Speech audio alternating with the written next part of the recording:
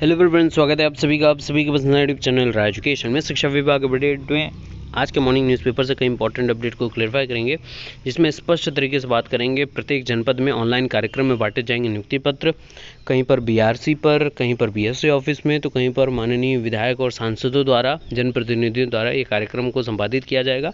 और लखनऊ में कल मुख्यमंत्री के कर कमलों द्वारा नवनियुक्त अध्यापकों को नियुक्ति पत्र भी बांटा जाएगा। 50,000 युवाओं को दिसंबर तक नौकरी देने की बात मुख्यमंत्री के द्वारा की गई है।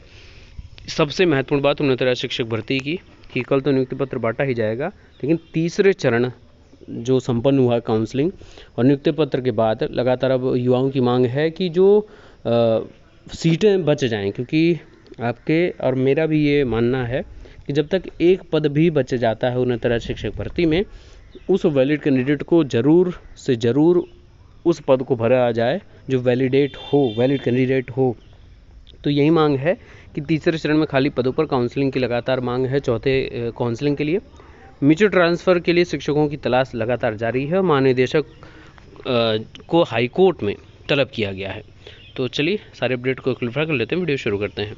तो बात इसी अपडेट से प्रारंभ करते हैं। तबादले के लिए म्यूचुअल साथी तलाश रहे हैं गुरुजी। आजमगढ़ से संबंधित न्यूज़ है और ये प्रत्येक जनपद की यही बात है कि जिले के भीतर एक ब्लॉक से दूसरे ब्लॉक और फिर एक ब्लॉक के भीतर एक स्कूल से दूसरे स्कूल के बीच स्थानांतरण का आदेश स्कूलों में तैनात शिक्षकों ने अपने तबादले के लिए बेस्ट म्यूचुअल यानी पारस्परिक तलाशना शुरू कर दिया है। और प्राथमिक शिक्षक संघ के जो साथी हैं उन्होंने बताया कि शिक्षक संगठन तबादला नीति जारी करने की मांग कर रहे हैं। उनका कहना है कि जिले में कुछ स्कूलों में अधिक संख्या में शिक्षकों की तैनाती की जाने की वजह से कई जगह पर आवश्यकता के मुताबिक शिक्षक तैनात नहीं हो पाए हैं। और उन्होंने कहा है कि शिक्षकों के स्थानांतरण होने से शिक्षकों को उनके मन मुताबिक अथवा नज़दीकी विद्यालय मिल जाते हैं, तो विद्यालय आवागमन की जल्दबाजी में होने वाली दुर्घटनाओं पर रोक लगने की भी उम्मीदें रहेंगी। समय से शिक्षक विद्यालय पहुंचेंगे और जो शिक्षण कार्य है और जो कह सकते हैं कि सरकारी जो काम है वो सही समय पूर्ण हो जाएगा। दूसरी इंपॉर्टेंट अपडेट है कि पूर्व बेसिक शिक्षा परिषद सचिव के निलंबन पर रोक लगा दिया गया और महानिदेशक बेसिक शिक्षा को हाईकोर्ट में तलब किया गया है। सुनवाई के दौरान अगर वकील नियुक्त करने से अलग से नाराजगी जताई गई है और इसी को लेकर महानिदेशक को वहां पर तलब करने की बात की गई है। और इस पर स्पष्टीकरण के लिए कोर्ट ने महानिदेशक को अगली सुनवाई पर उपस्थित होकर स्पष्टीकरण देने का भी निर्देश दिया है। इलाहाबाद हाईकोर्ट ने माध्यमिक शिक्षा परिषद के पूर्व सचिव संजय सिन्हा के निलंबन आदेश पर रोक लगा दी और राज्य सरकार से इसमें 2 हफ्ते में जवाब तलब भी किया है। और जिसका मैं हमेशा से सपोर्ट कर रहा हूँ कि एक भी वैलिड सीट अगर बचती उन्नतर शिक्षक भर्ती में तो उसको कहीं ना कहीं एक वैलिडेट कैंडिडेट को दे देना चाहिए। दे देने का अर्थ है कि काउंसलिंग उस पर कराकर जो वैलिड कैंडिडेट हो उस पर उसकी नियुक्ति कर देनी चाहिए। तो तीसरे चरण में खाली रह गए पदों को भरने के लिए चौथी काउंसलिंग की मांग है। प्रदेश के परिषदीय विद्यालयों के लिए उन्नतर शिक्षक भर्ती में 3 चरण की काउंसलिंग के बाद खाली पदों को भरने के लिए अब कम मेरिट के अभ्यर्थियों ने चौथी काउंसलिंग कराए जाने की मांग की है।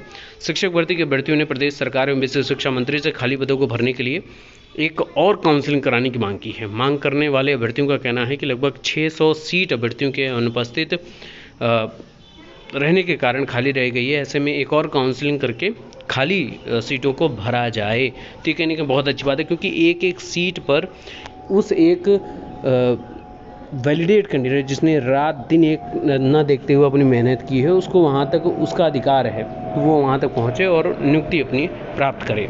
और प्रदेश के मुखिया की तरफ से ऐलान है कि 50,000 युवाओं को दिसंबर तक सरकारी नौकरी देना है और 130 आबकारी निरीक्षकों को मुख्यमंत्री नियुक्ति पत्र बांटेंगे और 1,61.6 करोड़ नौजवानों को नौकरी व रोजगार से जोड़ने की सफलता मिली है। यूपी में मिशन रोजगार के तहत मुख्यमंत्री योगी आदित्यनाथ ने बुधवार को उत्तर प्रदेश लोक सेवा आयोग से चयनित 130 आबकारी निरीक्षकों को नियुक्ति पत्र वितरित किए और नवनियुक्त आबकारी निरीक्षकों को बधाई देते हुए सीएम योगी ने कहा कि लोक सेवा आयोग ने ईमानदारी और पारदर्शिता से चयन किया है।